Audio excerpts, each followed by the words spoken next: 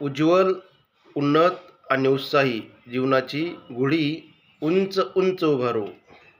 चल मित्रा, सुखी, समाधानी आणि स्वानंदी जीवनाच्या मंताक्या आपण मारू. जगणं सार्थकी लागावं हा प्रत्येकाच्या जीवनाचा अट्टाहास आहे. नेमकं काय मिळवायचंय आणि काय मिळवलं या दोघातला सेतू, दोघातल्या मधलं म्हणजे जीवन आहे. एखादी गोष्ट जेव्हा आपल्याला पहिल्यांदा प्राप्त होते, मिळते, तो आनंद माणसाच्या मनातच काय गगनातही मावत नाही. पण मिळवायचं कुठं, मिळवायचं काय, ते मिळवण्यासाठी नेमकं गावायचं काय, ते गावण्यासाठी धावायचं किती आणि नेमकं थांबायचं कुठं, हे गावणं, धावणं आणि थांबणं हे ज्याला कळलं ना, त्याचं जीवन सार्थकी लागतं. कधी कधी आपल्याला आपण जे करतो, मिळवतो, हे बहुमोल जरी असलं तरी दुसऱ्याच्या दृष्टिकोनातून त्याची किंमत शून्य ठरते. म्हणजे मी जे मिळवलं ते माझ्या कष्टाचं असतं, पण त्या मिळवण्यात कधी कधी अहंकार आला तर माणसाला गर्व चढतो आणि गर्वाचं घर कधी खाली असतं. मित्रांनो, जे आहे ते तुमचं जीवन आहे. या क्षणाला जी सिच्युएशन आहे ती सिच्युएशन हँडल करणं आणि त्यात आनंद जीवन जगणं हे आपल्या हातात आहे.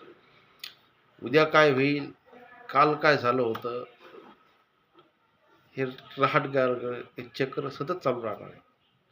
पण हा क्षण माझा अंतिम आहे, या क्षणात मी जगणं शिकलं पाहिजे, ते सगळ्यात महत्त्वाचं आहे. आणि जे मिळवलं ना, ते माझं जे आहे ते कायमस्वरूपी माझं राहणार नाही. एक प्रवाह आहे जीवनाचा, हे सतत बदलत जाणार. जे आहे त्याचा कधी गर्व न करणं हे सगळ्यात महत्त्वाचं आहे. अहंकार न करणं सगळ्यात महत्त्वाचं आहे. जीवन क्षणभंगूर आहेत हे सगळ्याला माहिती आहे, सगळे मान्य हे करतात, पण ती मान्यता आचरणात काहीच लोकांचं. त्यामुळं जे जे मिळालं त्या गोष्टीचा अहंकार न करणं हे चांगले उत्तम जगण्याचं उदाहरण आहे आणि तत्व आहेत, सिद्धांत आहे. एक छोटीशी कथा सांगतो. एक मूर्तिकार होता. स्वतःच्या कौशल्यानं त्या मूर्तीमध्ये प्राण आणून ती मूर्ती तयार करत होता. जेव्हा त्या मूर्तिकारानं पहिली मूर्ती तयार केली होती, पहिल्या मूर्तीचा तो आनंद होता, तो दुसऱ्या मूर्तीत नव्हता, तिसऱ्या मूर्तीत नव्हता. मूर्त्या बनत गेल्या, आनंदाची पातळी उंच जायच्या होती, खोल होत गेली, खाली होत गेली. पण त्या आनंदाच्या पातळीमध्ये अहंकाराचा प्रवेश झाला. एक दिवस राजा त्याच्याकडे आला, नावलौकिक कमवलं, आणि राजाला वाटलं की स्वतःची मूर्ती तयार करावी. त्यानं त्या मूर्तिकाराला सांगितलं, माझी मूर्ती तयार कर. त्या मूर्तिकारानं राजाची हुबेहूब मूर्ती तयार केली आणि राजा फार आनंद झाला आणि राजानं त्याला राजाश्रय दिला. आत्ता त्या मूर्तिकाराच्या मनात आनंदापेक्षा अहंकाराचं जास्त वास्तव्य निर्माण व्हायला लागलं.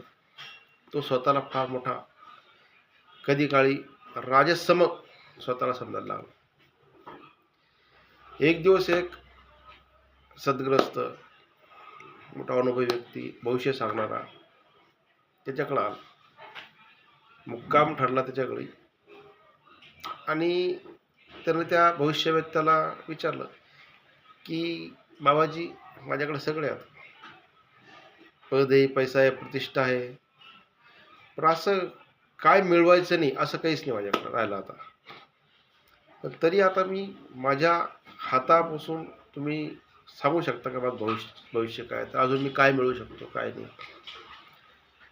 त्या ज्ञानी माणसानं त्याचा हात पाहिला आणि त्याला सांगितलं की तुझ्याकडं आता सगळं मिळून झालं, आता तुझं आयुष्य संपत आलं, तू येणाऱ्या 15 दिवसामध्ये तुझं निधन होईल. त्याला प्रॉब्लेम झाला की मी मानणार.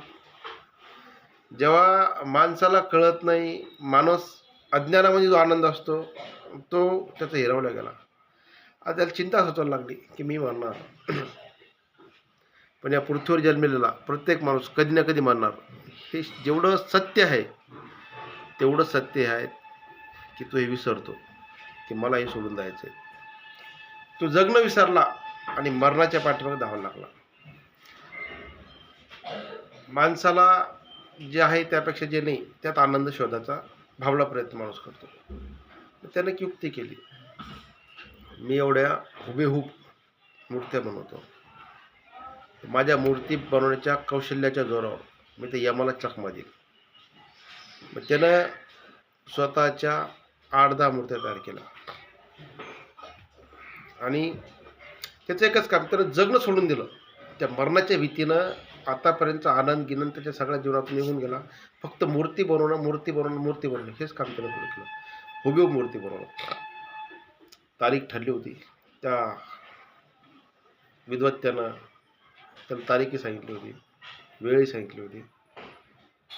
त्या तारखेच्या वेळेच्या आत त्यानं त्या 8-10 मूर्त्या 10 मूर्त्या तयार केल्या आणि त्या मूर्तीसारखं स्वतः त्या झोपलेल्या मूर्त्या झोपवल्या आणि तो इथे झोपला. काळ वेळ ठरली, यम आला.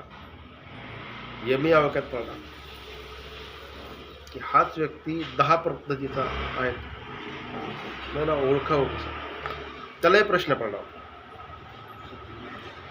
यमाने विचार केला, आता याला घेऊन तर जायचं आहे, मूर्त्या सारख्याचे हाही निश्चित पडला होता, पण याच्या त्या मूर्त स्वरूपात अमूर्त स्वरूपात चेतना कशी निर्माण करायची. यमानं त्या सगळ्या मूर्त्या निखारल्या, पाहिल्या आणि एक वाक्य बोलला, अरे रे रे, एवढा विद्वान एवढा कुशल कारागीर चित्रकार असून सुद्धा त्याच्याकडून एक चूक झालीच. यम तेवढ्या चूक झाली एक वाक्य बोलला आणि शांत बसला. बाकीच्या आता मूर्त्या होत्या त्यांच्या चेतनात नव्हती, याच्यात चेतना होती. याची चूक हा शब्द त्याच्या अहंकाराला मारक ठरला. तो विचार करला, नेमकी चूक झाली काय. आत्तापर्यंतच्या मूर्ती बनवण्याच्या माझ्या कौशल्यात जगातल्या सगळ्यात लोकांनी राजांनी कोणीच चूक नाही काढली, यानं चूक कशी काढली. 5 मिनटं झाली, 10 मिनटं झाले, चूक हा शब्द त्याला सत्वाला लागला. न राहून तो ओरडला, माझ्या मूर्तीत कोणतीच चूक असू शकणार नाही. इथंच सगळ्यात मोठी चूक झाली.